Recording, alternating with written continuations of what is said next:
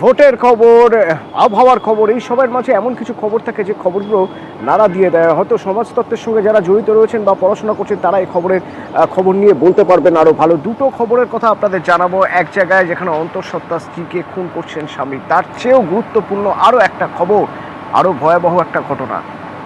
নেশার টাকা না পেয়ে বাবাকে খুন করছে ছেলে, তুফানগঞ্জের ঘটনা। এখান থেকে আমার প্রতিনিধি শুভঙ্কর করেছেন। ভালো জানতে চাইবো আমি শুভঙ্কর থেকে, কেন এইভাবে এই ধরনের ঘটনা কিভাবে ঘটলো? তুফানগঞ্জ 1 ব্লকের অন্দরান ফুলবাড়ি গ্রাম পঞ্চায়েত। এই গ্রাম পঞ্চায়েতেই বাবাকে খুনের অভিযোগ উঠেছে ছেলের বিরুদ্ধে, এবং স্থানীয় সূত্রে যেটা আমরা জানতে পারছি, ছেলে লক্ষণ দাস সে মাঝে মধ্যে নেশা করতো এবং নেশার জন্য বাবার কাছে টাকা চাইতো। টাকা দিতে অস্বীকার করলে তাকে মারধর করা হতো, এবং গতকাল রাতে এই ঘটনাকে কেন্দ্র করে চরম আকার নেয় এবং তারপরেই বাবাকে কুলুন দিয়ে আঘাত করা ঘটনাস্থলে মৃত্যু হয় বাবা অভিরাম দাসের। খবর পেয়ে তুফানগঞ্জ থানার পুলিশ ঘটনাস্থলে যায় এবং ওই গুণধর ছেলেকে আটক করেছে তুফানগঞ্জ থানার পুলিশ। অতনু, ধন্যবাদ।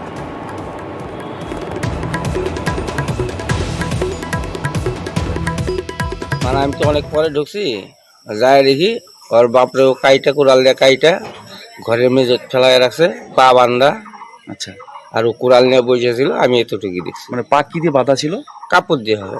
কূপটা তো অনেক জায়গায় লাগছে, এই জায়গায় একটা লাগছে, তারপরে এইখানে আছে, মাথায় আছে, মানে শরীরের বিভিন্ন জায়গায় কোপাইছে।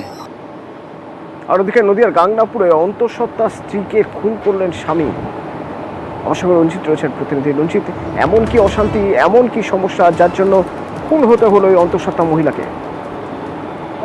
গোপালনগরের বাসিন্দা রিয়া দাসের সাথে গৌরাঙ্গ বিশ্বাসের, নদিয়ার গাংনাপুরের গৌরাঙ্গ বিশ্বাসের বছর দেড়েক আগে তারা বিবাহ বন্ধনে আবদ্ধ হয়। কিন্তু বিয়ের পর থেকে পরিবার সূত্রে খবর অশান্তি লেগেই থাকতো, এবং গতকাল সেই অশান্তির চূড়ান্ত পর্যায়ে পৌঁছে এবং ভোরের দিকে রিয়াকে ধারালো ছুরি দিয়ে আঘাত করলে তিনি লুটিয়ে পড়লে তাকে উদ্ধার করে রানাঘাট হাসপাতাল নিয়ে থেকে চিকিৎসকরা মৃত ঘোষণা করে।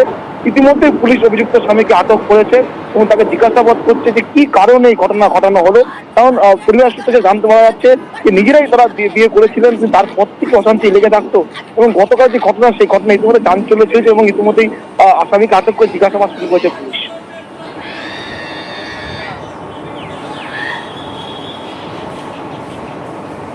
ধন্যবাদ। শ্বশুর ফোন করে বলছে যে আমরা রানাঘাট হসপিটালে, দাদা এই ব্যাপার কি হয়েছে, বলছে খুন করেছে, মেয়ের খুন করেছে, ছুরি দিয়ে খুন করেছে, ছুরি দিয়ে খুন করেছে আমার মেয়ের। আমার সে মেয়ে কই, আমার মেয়ের এনে দিক, আমার সে জামাই কই, আমার খুন করেছে আমার জামাই। জানলা ভেঙে ঘরে ঢুকে এখন কি হচ্ছে প্রথম দেখিনি। চাকুটা কে মারলো এখন তাও দেখিনি, কারণ স্বামী স্ত্রী দুজন ঘরে ছিল। এখন দুজনের মধ্যে যে যা হয়েছে দুজনের মধ্যে হয়েছে। আপনার ছেলে কোথায় এখন? গানপুর থানায়। মেয়েকে কে আনলো এখানে? আমি আমার বাড়ির লোক আর আমার কাকিমা। মেয়েকে হসপিটালে। আবহাওয়ার খবরে নজর রাখতেই হবে। মেলা হোক পোড়া হোক, গাছের তলায় এখন ভরসা। গাছ খুঁজছেন মানুষ, গাছের নিচে যদি একটু আশ্রয় পাওয়া যায়, কারণ গরম বাড়ছে। এই সপ্তাহান্তে গরম আরও বাড়বে। পশ্চিমের জেলাগুলোর অবস্থাও অত্যন্ত খারাপ, কারণ সেখানে 44-এর কাছাকাছি পৌঁছে যেতে পারে পারদ। হাওয়া অফিসের আপডেট রিপোর্ট কি জানবো। আমার সঙ্গে বিশ্বজিৎ রয়েছেন প্রতিনিধি, সরাসরি। বিশ্বজিৎ, দক্ষিণবঙ্গের যে এলাকাগুলো উপকূল এবং গাঙ্গেয় পশ্চিমবঙ্গে রয়েছে, সেখানেও দাঁড়িয়ে দাঁড়িয়ে ঘামতে হচ্ছে। এত আর্দ্রতাজনিত অস্বস্তি, বাতাসে জলীয় বাষ্পের পরিমাণ অনেকটাই বেশি। তাপমাত্রা যদিও এখনো খুব একটা বেশি নয়, তবে যে তাপমাত্রা রয়েছে তার সঙ্গে আরো 2-3 ডিগ্রি তাপমাত্রা বাড়তে পারে, আর তার ফলে এই অস্বস্তি আরো চরমে উঠবে। আগামীকালের মধ্যে তাপমাত্রা বাড়তে পারে বলে ইঙ্গিত আবহাওয়া দপ্তরের। অন্যদিকে পশ্চিমের জেলাগুলিতে একেবারে এপ্রিলের মতো দাবদাহ শুরু হয়ে গেছে, কারণ একেবারে পাঞ্জাব হরিয়ানা থেকে যে গরম হাওয়া উত্তর পশ্চিমের সেটা আসছে। বিহার, ওড়িশা, ঝাড়খণ্ড রীতিমতো তাপপ্রবাহে পুড়ছে, আর তার ফলে বাংলার যে পশ্চিমের জেলাগুলো সেখানেও গরম অনেকটাই বেশি, শুকনো গরম, এবং সেখানে দাবদাহ 44 ডিগ্রি ছুঁতে পারে পারদ, এমনটাই ইঙ্গিত আবহাওয়া দপ্তরের।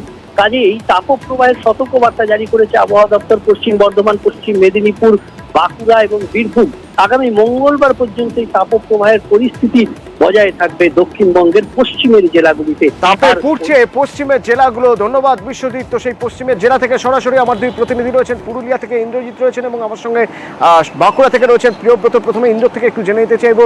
ইন্দ্র, মনে হয়েছিল বোধহয় এখন আর সেই 44 ডিগ্রির কাছাকাছি যাবে না, তাপপ্রবাহ পরিস্থিতি বোধহয় এই মরশুমে আর নতুন করে হবে না, কারণ মাঝখানে যেভাবে বর্ষা এসেছিল তাতে গরমের ছুটিও এবার আস্তে আস্তে শেষ হয়ে যাচ্ছে, আবার তাপপ্রবাহের মতো পরিস্থিতি, মানুষ রাস্তায় নামছেন বাধ্য হয়ে। কি অবস্থা তাদের?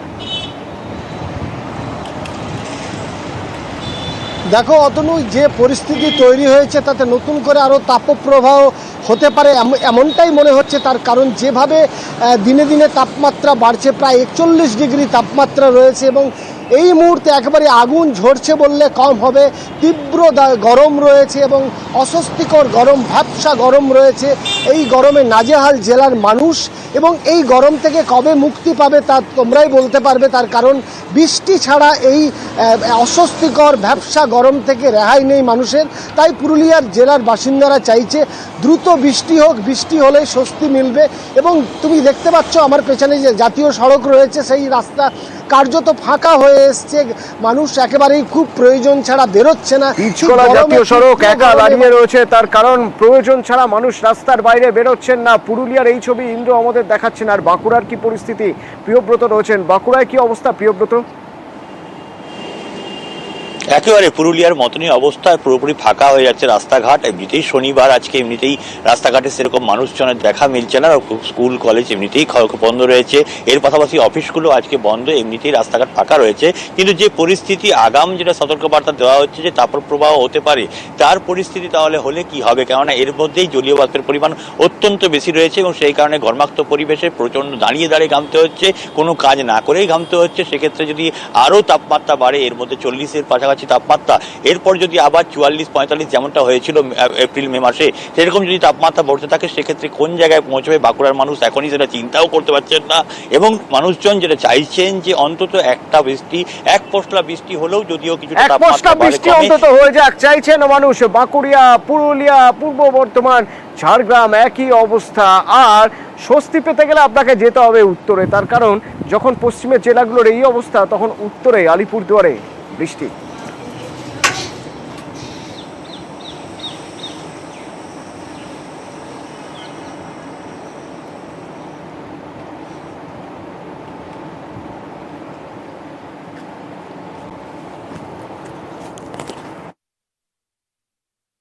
তৃতীয়বার সরকার গঠনের আবেদন।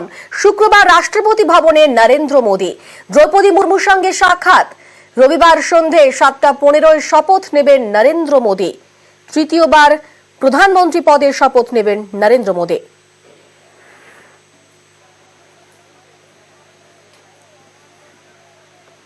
अब एक स्टेबल गवर्नमेंट मिलने के कारण और परिचित व्यवस्था और नेतृत्व मिलने के कारण दुनिया का भारत के प्रति रुझान, भारत के प्रति उनका आना बहुत तेज गति से होने वाला है। और मुझे विश्वास है कि देश के सभी राज्यों को इसका लाभ मिलेगा। विकास के नए ऊंचाइयों को छूने में एक वैश्विक भागीदारी का वातावरण आने वाले 5 साल में बनने वाला है।